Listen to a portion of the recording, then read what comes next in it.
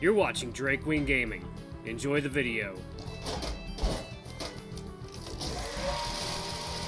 Hey guys and gals, Never here from Drake Wing Gaming. It's Stuffy on Twitter, the Gaming Dragon. Today I'm coming back at you with a Let's Play episode of 1DateDanger, Tommy's Path. So yeah, let's go ahead and jump right back in, shall we? Alarm chain, you are up, and let's go! Trait and Stoney sat silently across from each other on the train, watching the hills roll by and letting their eyes linger on whatever holiday decorations they see. Usually silence is never an issue for them. They always find comfort solely in each other's presence, without a shred of awkwardness. This time, though, the airfare is undoubtedly heavy and tense. Trait is fidgeting with his fingers, and Stoney is trying to direct his thoughts to something else. Stoney's backpack is sitting upright in the space next to him, holding changes of clothing and electronics in their chargers, and a loaf of bread from his dorm room that was going out of date over the break. Or rather, a loaf of bread inside a bag. Or rather, a bag of a loaf of bread inside a bag. Or rather, a loaf of bread inside a bag of bread inside a loaf of bread. Or rather, a bag of a loaf of bread inside a bag of bread inside a loaf of bread inside a bag.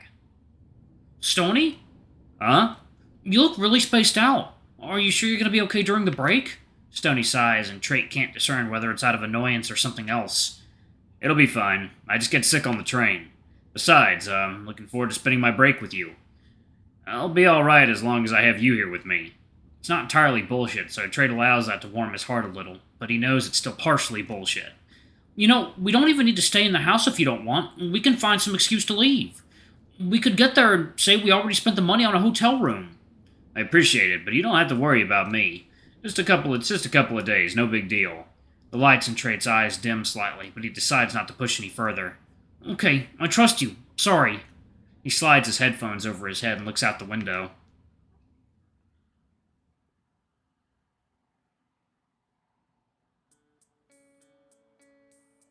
Stoney and Trait step off the train, and the chill, crisp winter evening air hits them like a brick. Stoney notices that there's already dusted snow glistening in Trait's hair. Home doesn't feel like the city. It's quieter and there's a faint familiar scent, something natural that you lose with a more dense population. You don't realize how much you miss it until you live on a campus that always smells like young adulthood depravity. It feels good to stretch my legs. Are you feeling any better now that we're off the train? Oh, Stoney, maybe you'll feel better after you get something to eat. Boys! Oh, who is this? Hey, Dutchie!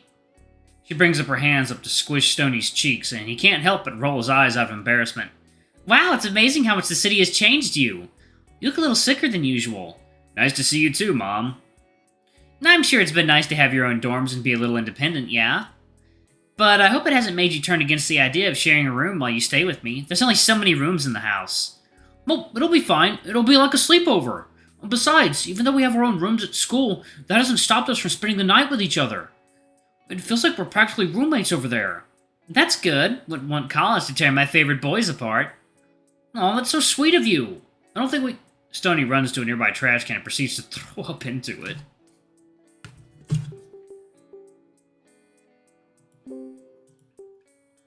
Damn, boy. Stoney? Oh, dear.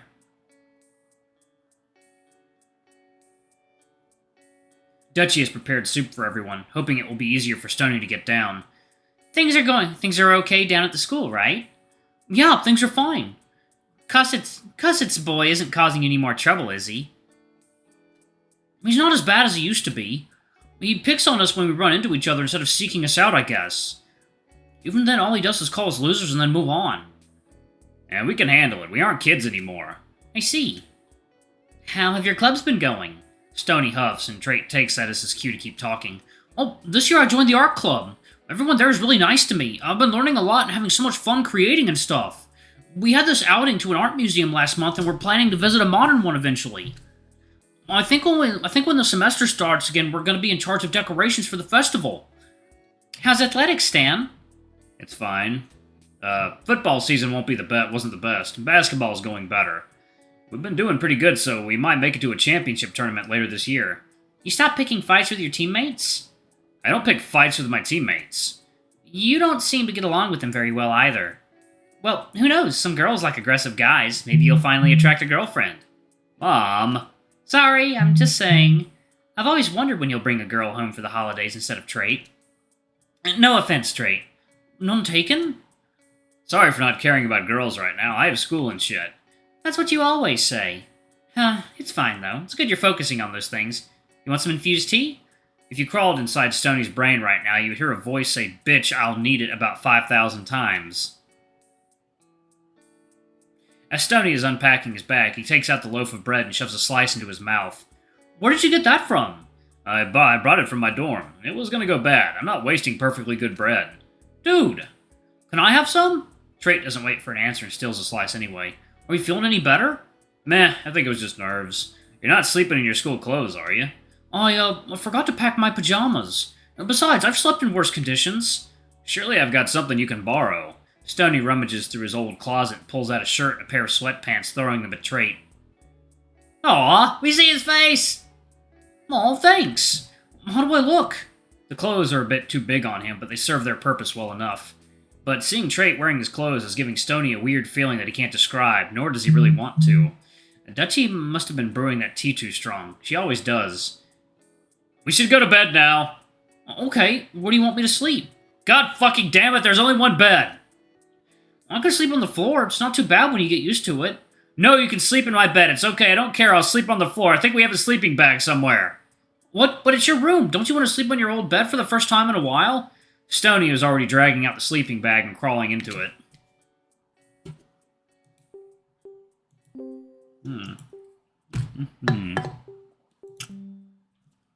They lay separately in the dark, and Stoney notices that the silence has started feeling uncomfortable again. Trait doesn't feel the tension and decides to speak. Trait. Okay. Hey, going to your games has been really fun, and I'm so proud of you for doing good basketball this year. When you told Dutchie, she didn't say anything about it, so I'll say it instead. Oh, thank you. Really.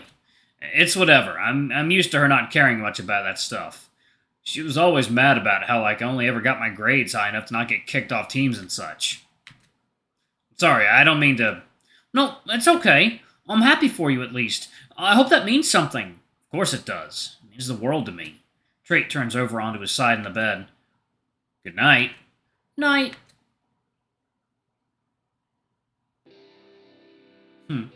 Stoney is looking straight up at the sky, tapping his foot impatiently while Trait sits on the ground.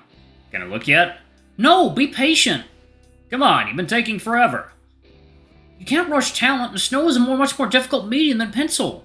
Okay, you can look now. It's you. I like to call him Snowy Baloney.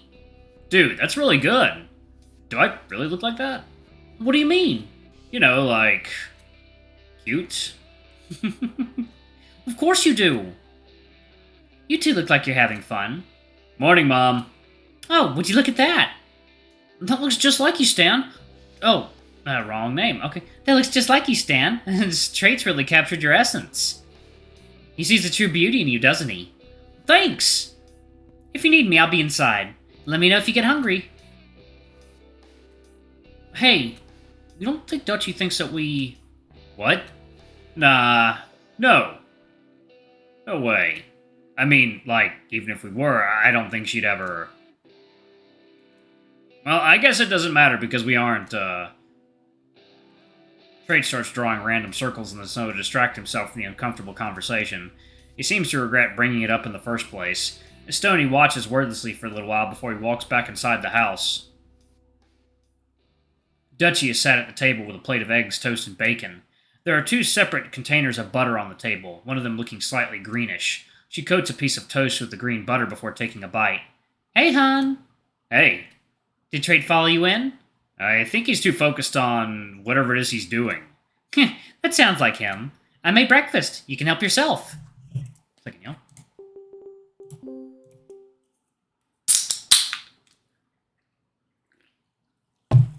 I can't fall. Stoney sits at the table, staring blankly at his food. It feels like the room is getting bigger and bigger. Something feels wrong, but he can't figure out what it is. Hey.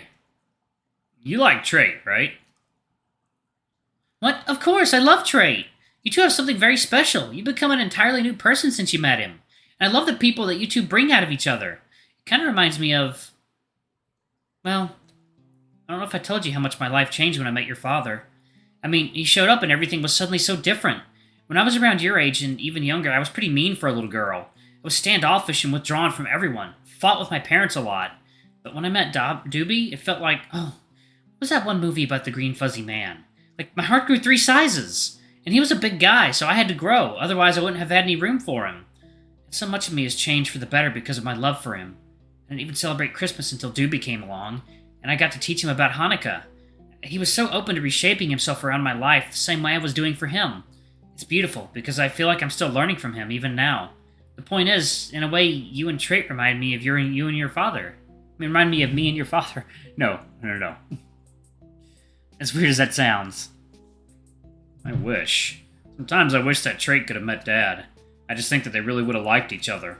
Oh, Stan. Your father was so much better at the emotional stuff than I am. But he would have adored Trait. All he ever wanted was for you to be happy, and Trait makes you happy, doesn't he? Yeah. It's been so hard. I don't know how to get over the fact that he missed out on so much of my life. And for every day that passes, he misses even more of it. And everything's been so different since then. Especially us. I know. And that's my fault. I'm sorry. Mom. No, really. I am. It was hard for both of us. And instead of helping you through it, I closed myself off from you. It was selfish, but in all honesty, I just didn't want you to see me distraught like that. I guess talking about it with you made it too real. But all I did was leave you to figure it out all on your own. So I'm really, really sorry. I'll do better from now on, I promise.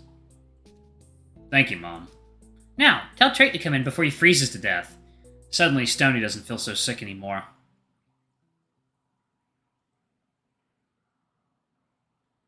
It's getting pretty bad out there. Mm-hmm. But it's so pretty! Trait is sitting by the window, staring at the snow falling into the night, barely illuminated by the streetlights outside. Dude, it's freezing. How are you not cold? Oh, I'm so cold I can't feel my paws, but I can't seem to tear my eyes away from the snow. Man, come here. Stoney pulls back the covers of his bed and waves Trait closer. Oh my. Trait remembers how Stoney's bed was always impossibly warm, decked out with a shit ton of pillows and one of those electric heated blankets. But Trait never minded it. He spent a lot of nights here for a reason. Is that better? Yeah. As the minutes pass, Trait feels warmer and warmer and warmer. This is my favorite time of year, Stoney. Snow like this on Christmas Eve? How lucky is that? It reminds me of when we woke up on our first Christmas together to like a foot of snow out the door. Oh, yeah. I mean, how could I forget? You were so happy. You hadn't seen snow since you were a baby. And we played in the snow together all morning. Dutchie practically had to drag us inside so we wouldn't get frostbite. You were all like, oh, I'm 15, I'm too old for this. But we had so much fun, didn't we? Yeah, it was nice. I don't think I'll ever forget that. I didn't think about anything except spending time with you. It was like we were the only 2 people in the world. For the first time in a while, I felt like a kid again. I mean, we were kids, but I couldn't feel like one a lot of the time, no matter how hard I tried. Well, think about what you were going through at such a young age. Grief like that feels like an adult burden, doesn't it? I guess so. It felt like I had to grow up too early. I'm sure you know what that's like. Trait's eyes draw away from Stoney uncomfortably. I talked to Mom today. About what? She apologized for not being there for me when Dad died. I can't remember the last time she apologized and meant it. She said that you and I remind her of when she first met him. I've been thinking about that all day. Can't really figure out what that means. Trait reaches his hand out and places it gently on top of Stoney's. You know, every second I spend with you, it feels like part of me that's still a little kid gets a bit closer to the peace he always wanted. Stoney can feel the warmth bouncing off Trait. He feels like he's beaming light, like he's captured the sun in his chest. He basks in the glow, his breathing in tune with the subtle rise and fall of Trait's chest. It feels like everything is synced, like the puzzle pieces have fallen perfectly into place, and it feels so right that it somehow feels wrong. No, not wrong. Maybe he's just suddenly aware of everything, including the electric feeling within him that he tried his best not to think too hard about. He can't say it's new, and it was always there, simmering below his skin, whether he wanted to acknowledge it or not. Do I love you? What? I mean, how else do I describe it? What would this be if not love? I don't know, but I'm pretty sure this is what it's supposed to feel like. What does it feel like? Well, before I thought it would be like fireworks, and I'll suddenly feel it all at once. But this is more like I've always felt it, I just had to realize what it actually was. And while it's a little weird, it also feels like it's more of a fact of the universe. Does that make sense? You know, like the world turns and the sun sets, and I love you. I love you too.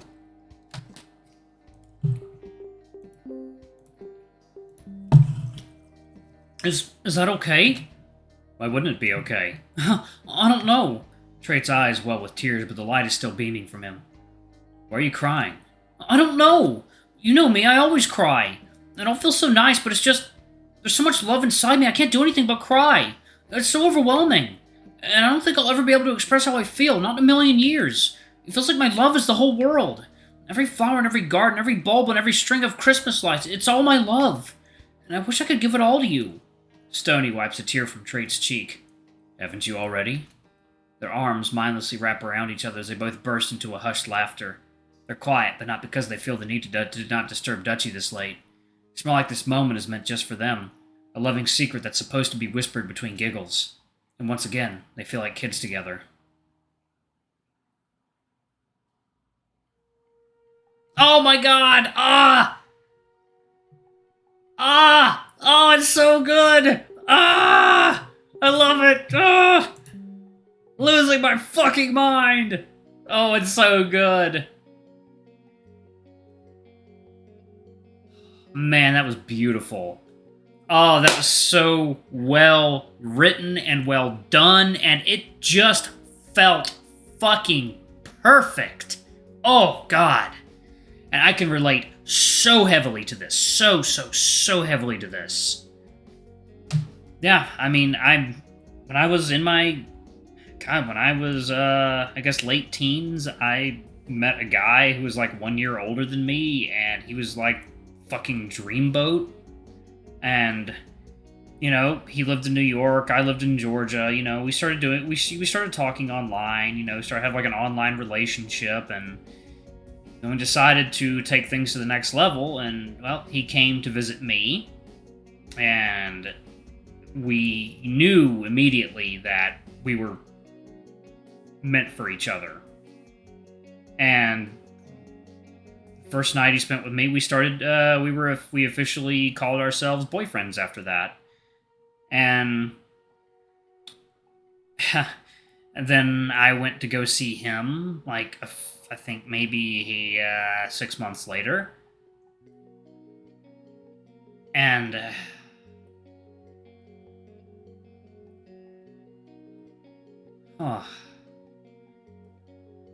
then I dated him for 9 years. Got engaged. But somewhere along the line,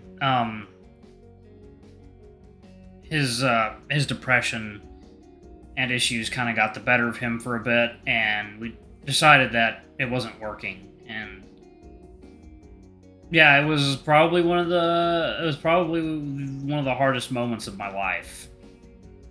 I don't think I ever remember crying like a little baby at any other point than when he decided it was time for us to take a break. But I'll always have those memories. I'll always remember what that love was like. I still love him. We still love each other. We still communicate very regularly. We're like best friends now. That's really all I could ask. That's really the best kind of ending to that I could ask for, because I ended up meeting the love of my life a couple of years after that, and we're engaged and we're living together, and I'm really happy. I really am. And I'm at a good point in my life right now where I feel like I'm finally starting to prosper and get a hold of what it's like to be an adult. And that's really hard, y'all. That's a really hard thing to deal with, and a lot of y'all I know don't have that yet, and I wish it for you. I hope it for you. I pray you have it, because it's something that everyone needs. To be wanted, to be wanted, to have someone rely on you, feel important. To feel like you're the center of the universe for someone. There's no other feeling like it. But... oh, wow, I've been doing this for 20 minutes. Good lord. Okay. All right, I'm going to go ahead and pause it right there, y'all. Thank y'all so much for watching. Don't forget to like, comment, subscribe, ring that notification bell, and look at that Patreon if you can. It always helps. Anyway, I love you all, and I'll see y'all in the next video. Bye-bye!